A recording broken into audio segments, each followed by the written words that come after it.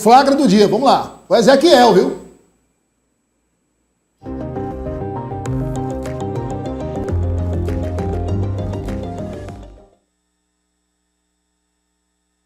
Rapaz, não tinha ninguém na Assembleia, Ezequiel. Aí foi a abertura. Reabertura. A abertura foi ontem. Isso, a abertura aconteceu ontem. Tinha mais gente? Dia 4, tinha mais pessoas ontem, quando a gente pôde observar. Mas no segundo dia? Mas no segundo dia, como eu pude observar, a gente está podendo observar um pouco mais esvaziado, né? Não, isso já não tem quase ninguém. Quem são os deputados? Estou vendo lá o fundo, ó. Quem estava ali na presidência, né? A deputada Vanessa Tapeti, Rubens Vieira, né? E o Wilson Brandão também estavam na mesa ali, na mesa diretora, né? E alguns outros poucos deputados no plenário mesmo da casa, viu, Douglas? Mas ontem realmente foi o dia que a gente observou mais pessoas. O próprio presidente da casa, o presidente Severo Eulálio esteve presente, os demais parlamentares.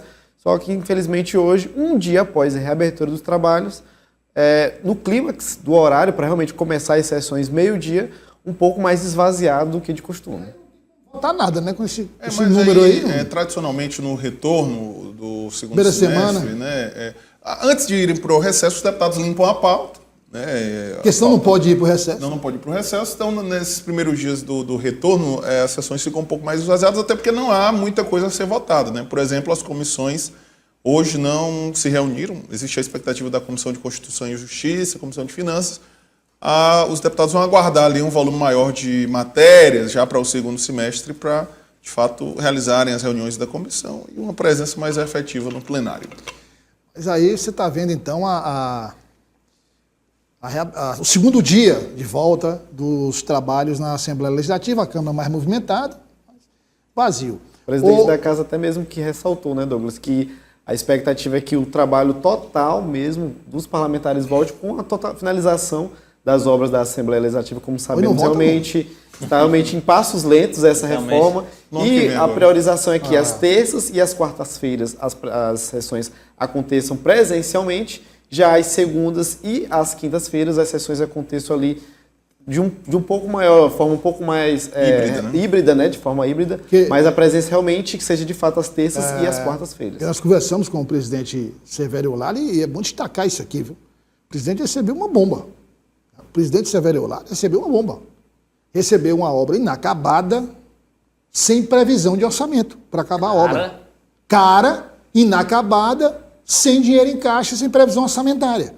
E aí o próprio presidente está fazendo um malabarismo, engenharia, para conseguir, com a ajuda do governo do Estado e o próprio dinheiro da Assembleia, tendo que sacrificar certos setores para que essa obra dos gabinetes seja entregue, para que os deputados voltem para a casa deles.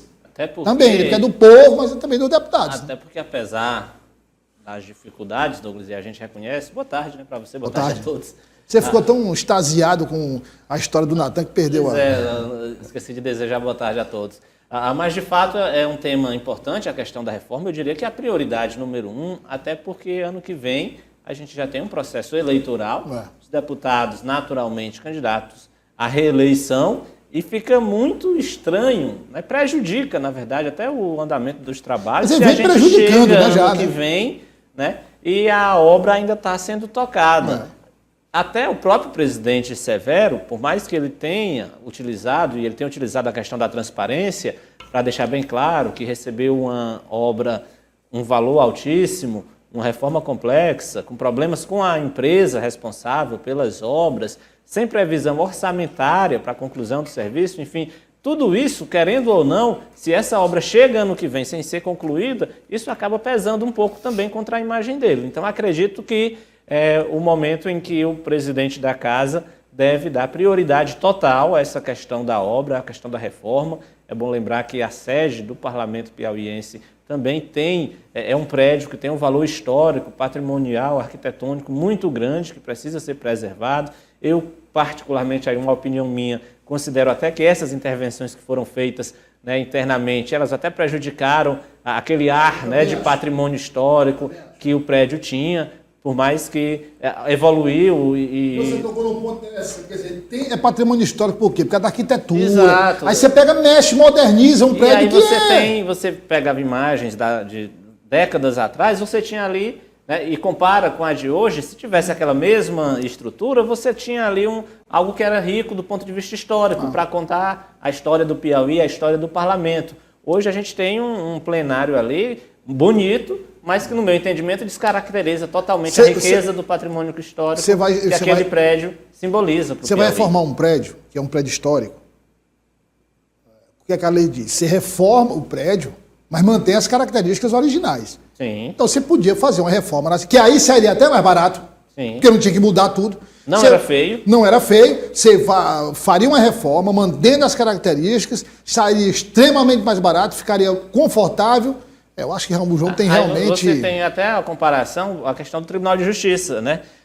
Você tem o Tribunal de Justiça ali no Centro Cívico, né? Tentaram, numa gestão, fazer uma reforma, a lei barrou, Claro. né? Construíram uma nova sede, ficou lá. porque aí é um novo palácio, ajuda a contar a história, até porque realmente a sociedade evoluiu, é necessário um espaço mais amplo, até por questão de estacionamento e tudo mais. Agora, o prédio histórico está lá preservado. Claro. Né? Daqui a 100 anos vai estar lá contando a história de fato. Concreto como foi. puro ali, muito Exato, seguro. Muito... uma riqueza do ponto de vista histórico, patrimonial e arquitetônico. Só porque a gente começou a pontuar sobre o prédio da reforma da Assembleia. Claro. Eu acho que isso, infelizmente, o presidente Franzé não olhou. Não, olhou nem para isso, nem para outros pontos também. Né?